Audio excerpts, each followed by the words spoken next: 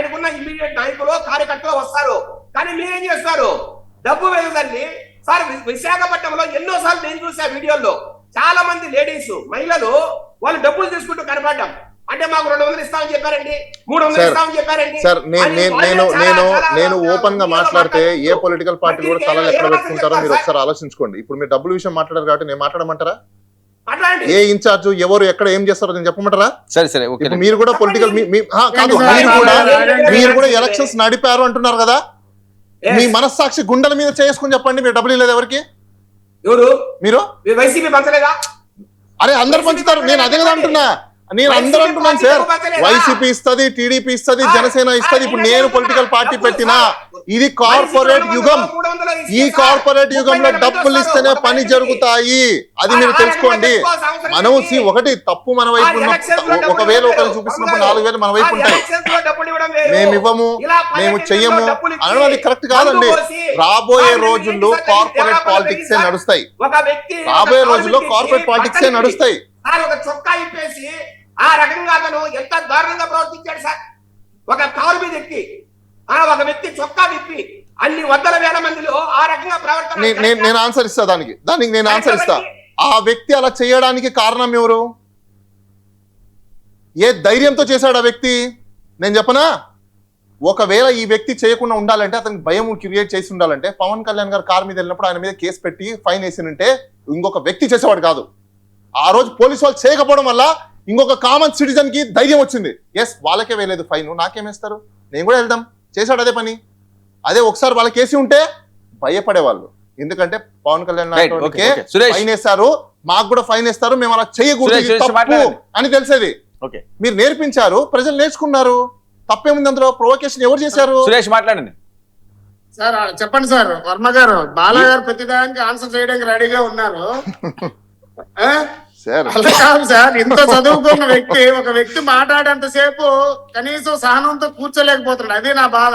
యువత ఉంటానండి, కాకపోతే ఇన్ఫర్మేటివ్. మీరు మంచి, మీరు ఇందాక మాట్లాడారు, మీరు చాలా మంచి మాట్లాడారు.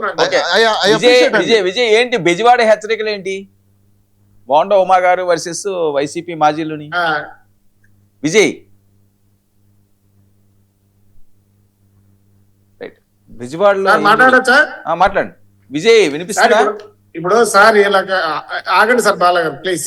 ఓకే సార్, మీరు అడిగిన వ్యవహారాలన్నీ కూడా ఇప్పుడు తాను నేర్పిన విద్య నీరజాక్ష అనేటట్టుగా ఈ వైసీపీ వ్యక్తులు ఎవరు కూడా ఇప్పుడు జరుగుతున్న ఏదైనా ఎక్కడైనా అరాచకాలు జరిగిపోతాయి, మా నాయకుడికి భద్రత ఇవ్వట్లేదు, ఈ మాటలన్నీ వీళ్ళు ఆడకూడదు సార్. ఎందుకంటే చంద్రబాబు నాయుడు గారికి కేటాయించిన భద్రతను కూడా తగ్గించారు. ఆయనకి ఎప్పటి నుంచో ఉంది, ఆయనకి నక్సల్స్ వాళ్ళ మీద టార్గెట్ ఉందని చెప్పేసి ఆయనకి ఎప్పుడో ఇచ్చారంటే ఆ భద్రతను కూడా తగ్గించాడు. ఆ భద్రతా వలయాలను దాటి ఆంధ్ర పోలీసులు పెట్టి ఆయన ఎట్లా అంటే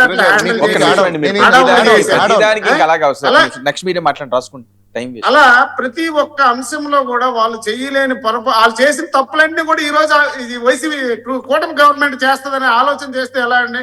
తప్పు కాదండి, నిజం సార్. అప్పటికే శ్రీధర్ అప్పలరాజు యాక్సిడెంట్ అయ్యి ఎన్ని రోజులు అయింది? చాలా రోజులు అయింది కదా. ఆ ఒక్క రోజు వాయిదా వేసుకుంటే తప్పేంటి సార్? తెల్లవారితే ఎయిర్పోర్ట్ ఓపెనింగ్ అంటే ముందు రోజు ఎంత బాధ్యత ఉన్న వ్యక్తి అండి ఆయనకి అసలు బాధ్యత ఉందా? జగన్మోహన్ రెడ్డి గారికి ఆ రోజు రావచ్చండి. అది మంచి కోలాహలంగా ప్రధానమంత్రి గారు వస్తున్నారు, ఒక పండగ వాతావరణంలో జరుగుతున్నప్పుడు ఆ టైంలో నేను చేయాల్సిన పని ఏంటండి? అది తప్పు కాదా వర్మ గారు? మీరు చెప్పండి. బాలా గారు లాంటి వాళ్ళు అది వెళ్ళడం ఆలోచించాలి. జంజీ అంటున్నారు కాబట్టి మీదే భవిష్యత్ అంతా మీదే, మాది కాదు. మీది భవిష్యత్తు కాబట్టి ఇలాంటి వ్యక్తుల్ని మీరు ఎంకరేజ్ చేయకూడదు. ఏం జరుగుతుందో ఉన్నది ఉన్నట్టుగా మాట్లాడడం కూడా నేర్చుకోవాలి. ఎందుకంటే మీరు 4 రకాల పుస్తకాలు చదువుకుంటారు. బాలా లాంటి వాళ్ళు వాస్తవాలు మాట్లాడాలి. మనం ఏదో ఎవరి కోసం తరగప్పుకొని వచ్చి మనం ఏదో ముసుగులో ఉండి ఏదో మాట్లాడకూడదు. నేను చాలా సార్లు మీ డిబేట్లు అప్పుడప్పుడు మీ ఇంటెన్షన్ నాకు అర్థమవుతుంది, మీరు ఎవరు ఏంటి అనేది. మీరు అది కరెక్ట్ కాదనేది నా భావన. ఎందుకంటే ఈ రాష్ట్ర భవిష్యత్తు, ఈ దేశ భవిష్యత్తు Gen Z. Yes, I agree with you. But మీరు ఎలా ఉండాలి? మీరు కూడా అలాగే ఉండాలి కదా, వాస్తవాల్లో బతకండి. కరెక్టే. రెస్పాన్సిబిలిటీ గురించి నేను మాట్లాడతా. అంటే రెస్పాన్సిబిలిటీ మాకేనా? రెస్పాన్సిబిలిటీ మీకు వద్దా? వేల కోట్ల రూపాయలు, 100 కోట్ల రూపాయలు ఒక ఎయిర్పోర్ట్ ఓపెన్ చేయడానికి ఇప్పుడు టెక్నాలజీ పెరిగిపోయినప్పుడు పబ్లిక్ ఏమవసరం అండి? నాకు అర్థం లేదు. ఏంది పండగ వాతావరణం చేయడం వల్ల మా ప్రజలకి ఏమన్నా వచ్చిందా? First question. మీరు ఖర్చు పెట్టిన డబ్బుల వల్ల అయిపోయిందా? ఏమన్నా ఒక మాకు క్వశ్చన్ అయిపోయింది కదా? ఉండండి, చెప్తా నాకు. ఉండండి ఎయిర్పోర్ట్ ఓపెనింగ్ అని చెప్పేసి అని టీవీలో వేయొచ్చు, మీడియాలో వేయొచ్చు, పేపర్లో వేయొచ్చు, సోషల్ మీడియాలో యూజ్ చేయొచ్చు, ప్రతి చోట యూజ్ చేసి పబ్లిసిటీ చేస్తే అయిపోయింది కదా. దానివల్ల డబ్బులు మిగులుతాయి. ఉండండి సార్ ఒక్క నిమిషం ఆగండి.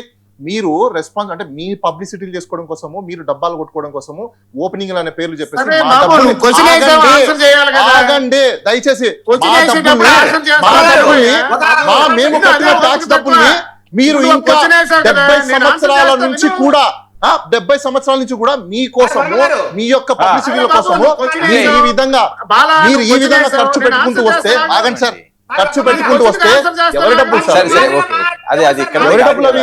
అది మా డబ్బులు. అది Yes. సరే సరే జెన్జీ కరెక్టే. సరే సరే ఇది మా యుగం, మా డబ్బులు మీరెవరండి ఖర్చు వృధా అది చేయడానికి? ఇది చాలా పెద్ద ఎవరు? debate అండి. ఇది మీరు ఎవరు? never end మీకు topic. లిమిటేషన్స్ లో ఉండండి. విజయ్ ఇప్పుడు మాట్లాడండి. మాకు తెలియదు ప్రధానమంత్రి అని చెప్పేసి ఎయిర్పోర్ట్ ఓపెన్ తెలియదు జనాలకి. విజయ్ మాట్లాడండి. అంటే మీరు జనాల్ని సమకరించి అక్కడ పెద్ద టెంట్లు వేసి ఇది never ఇంత end హంగామా topic. బాలా, పండగ చేయమని ఇది చెప్పారా? కాదండి. ఇదే డబ్బుల్ని తీసుకెళ్లి సరే, సరే. పేద ప్రజలకు ఇవ్వండి.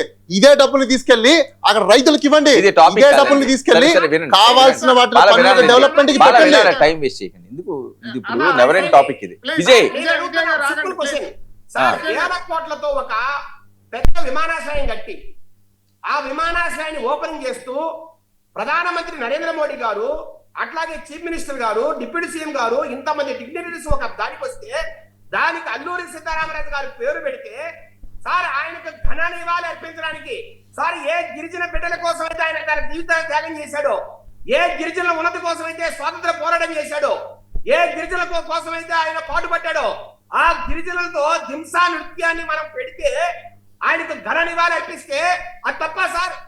సార్ ఆ గిరిజనులకు డబ్బులు ఇవ్వండి. ఇవ్వండి. ఆ గిరిజనులకు అభివృద్ధి ఏంటి చేయండి. బాలా ఇది? ఆ గిరిజనులకు కావాల్సిన మీరు స్కూల్స్ చూస్తారా? పెట్టండి, కాలేజెస్ మీకు అర్థం పెట్టండి. అవుతుందా? ఎవరి పద్ధతిలో వాళ్ళు ఈ ముందుకెళ్తారు. ప్రతిదానికి ఇంకా మాట్లాడితే ఏమర్థం అవుతుంది? అది నీ ఇష్టమేనా? విని వాళ్ళకి అర్థం కావాలి కదా. ఎవరో ఇష్టాలు వాళ్ళకు ఉంటాయి. నేను అవకాశం సార్, ఇస్తున్నాను ఒక కదా వ్యక్తి మీకు. పెళ్లి, సార్ ఒక వ్యక్తి తన కుమారుడి పెళ్లి 1 కోటి రూపాయలు పెట్టి చేస్తాడు, ఇంకో వ్యక్తి 10 లక్షలు పెట్టి చేస్తాడు, ఇంకో వ్యక్తి ఆర్భాటంగా 100 కోట్లు పెడతాడు. ఎవరి ఇష్టం అది సార్?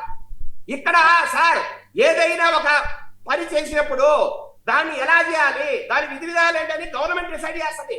అక్కడున్న పరిస్థితులు బట్టి వాళ్ళకి ఆ అధికారం ఇచ్చింది ప్రజలే. 5 కోట్ల మంది ప్రజలు Okay. ఓటేశారు.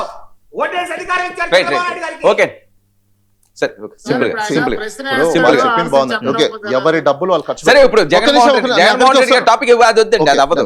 అది ఇప్పుడు జగన్మోహన్ రెడ్డి గారి టాపిక్ అనేది ఏంటంటే ఇప్పుడు ఆయనకి భద్రత లేదు, భద్రత Okay. తగ్గించారని చెప్పారు. ఇప్పుడు చిన్న ఎగ్జాంపుల్ చెప్తాం. ఇందాక ఎగ్జాంపుల్ ఏం కాదు, ఇప్పుడు ఏం చేయాలి? నేను అదే అంటున్నాను ఎందుకంటే ఇప్పుడు నారా చంద్రబాబు నాయుడు గారికి అప్పుడెప్పుడో నక్సల్స్ కి సంబంధించిన వాళ్ళు ఇప్పుడు కూడా కొనసాగుతున్నారు. సెంట్రల్ గవర్నమెంట్, స్టేట్ గవర్నమెంట్ కూడా మొన్న ఏం చెప్పిందంటే నక్సల్స్ అనే ప్రభావమే లేదని చెప్పింది. మరి ఇంకెందుకు సెక్యూరిటీని ఎంత పెట్టారు? చిన్న మీరు ఎగ్జాంపుల్. పిటిషన్ పెట్టండి. వెయిట్ మీరు సార్. పిటిషన్ పెట్టండి. సో సేమ్ ఆగండి సార్, ఒక్క నిమిషం విజయ్. ఆగండి సార్, ఆగండి. అది నక్సలైజ్ నుంచి పక్కకి వెళ్ళిపోయేసి ఇప్పుడు డెమోక్రసీలోకే వాళ్ళందరూ బయటకు వచ్చేసి జనాలు ఎప్పుడైపోతారు, ప్రెస్టేషన్స్ ఎక్కువైపోయాయి. అది ఆ పొలిటికల్ పార్టీ కానివ్వండి, ఈ పొలిటికల్ పార్టీ కానివ్వండి. ఈ దాడులు ఒకప్పుడు ఎక్కడో అడవిలో చేసేవాళ్ళు ఇప్పుడు సమాజంలో ఉండి కూర్చొని చేస్తున్నారు డెలిబరేట్ గా. కాబట్టి ఆయనకి అప్రహెన్షన్ ఉంటది, ఈయనకు అప్రహెన్షన్ ఉంటది. ఆయనకి ఎంత సెక్యూరిటీ ఉందో ఈయనకు కూడా అంత సెక్యూరిటీ ఇవ్వండి, అయిపోయింది కదా. రైట్ ఓకే రైట్ చూద్దాం ఏం జరుగుతుంది. థ్యాంక్ యూ అండి, thank you so much. Shekhar Reddy గారు చర్చలో పాల్గొన్నందుకు థ్యాంక్ యూ. శేఖర్ రెడ్డి గారు థ్యాంక్ యూ, సురేష్ గారు థ్యాంక్ యూ, బాలా గారు. శేఖర్ రెడ్డి గారు ఒక్క విషయం ఖచ్చితంగా మీరు మరి వెళ్ళిపోయారు, కానీ వీళ్ళిద్దరూ అయితే మాత్రం వాళ్ళు మేము పొరపాటు మాట్లాడాము క్షమించండి అని చెప్పి వాళ్ళు బహిరంగంగానే చెప్పారు. సరే ఇలా జరగడం అన్నది బాధాకరమైన అంశం, ఇలా జరగకూడదు. దయచేసి ప్రతి ఒక్కరు కూడా మీ నోరును అదుపులో పెట్టుకోండి. విధానపరంగా ఏం మాట్లాడుకున్నా పర్వాలేదు, కుటుంబాలను కానీ ఇంట్లో వాళ్ళని కానీ పర్సనల్గా చేయడం అనేది మంచి పరిణామం కాదు. థ్యాంక్ యూ అండి, థ్యాంక్ యూ సో మచ్.